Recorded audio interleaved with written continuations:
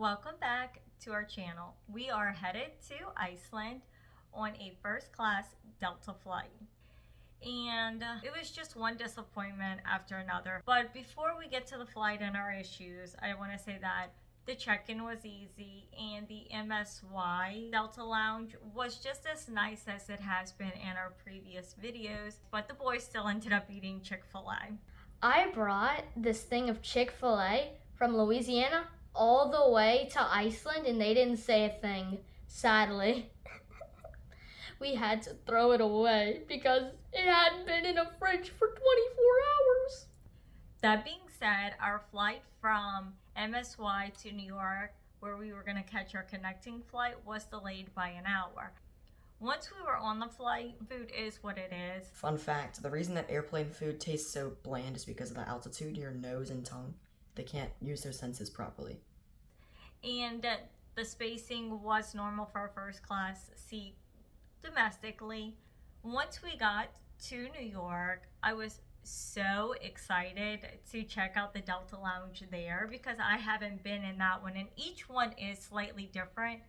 Y'all, the line. They told us, people standing in line, that they had been waiting there more than an hour in some cases, not sitting in line to get into a lounge, standing, and they weren't taking names like to where they could call you on your cell phone if a seat came open. My hopes were crushed because we did not go into that lounge. But we did check out another lounge and there will be a video posted shortly about it. And I'm happy we did find that lounge because our flight to Iceland also kept getting delayed.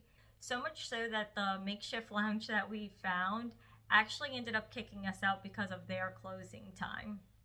Once it was time to board our flight to Iceland, we thought, okay, the worst of it is behind us. So we boarded onto our flight, everybody took their seats, and it was a fine flight, honestly. But I'm gonna let the boys give you their perspectives because this was their first time taking an international flight to Europe.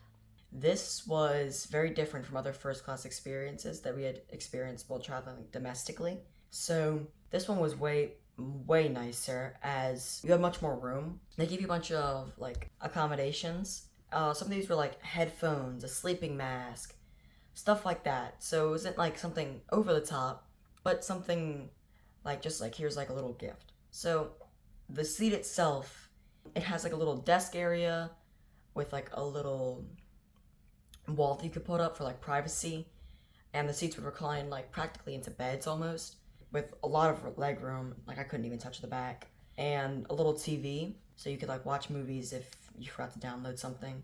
And it's very different from flying domestically. This is my first flight that I ever flew in a seat that transformed into a bed. Something I was surprised by was how much space they gave you. You had so much space. It was like 5 feet of space to yourself. I froze on the plane, but a flight attendant luckily told me that inside of my pillow, it was actually a sack containing a pillow and a blanket that I just didn't use, so that's why I was freezing.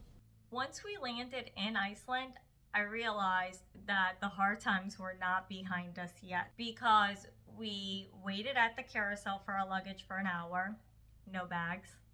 Then an announcement came on that they weren't able to take our bags off of the flight, so we had to go to a claims desk. That took more than an hour, and the whole thing was a nightmare. And if that's not bad enough, it took them more than 3 days and lots of emails asking where our bags were before we had actually gotten them. And I was actually told that this is a common problem in Iceland where the winds are too strong for them to actually be able to get the bags. And that's okay, and it's even understandable, but then put that in the ticket or a warning or a disclaimer or something when I'm booking the flights, and that way we can have more items in our carry-on bags, because I ended up ruining my white tennis shoes, and 2 of the other people in our group only had the clothes on their back. So I wish they had let us know that ahead of time. And then we had to buy chargers and stuff like that. And Delta did accommodate us in a sense that they paid for things only that I had a receipt for. Like, I rebought my shoes, they reimbursed me for those, and then they reimbursed us for the chargers and hats and things like that that we bought, and kept receipts. We had to prove that we bought these items.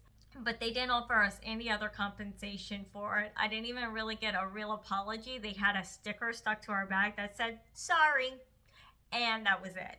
And not only did we not have the clothes and the things that we wanted for this trip, because our flight kept getting delayed so much, we had actually missed an original tour that day, and we did have a receipt for it, but Delta did not reimburse us for that. So it's like all the things that could go wrong on this flight really did go wrong on this flight. And it upset us enough that our next flight won't be Delta. Thanks for watching, and we'll see you around.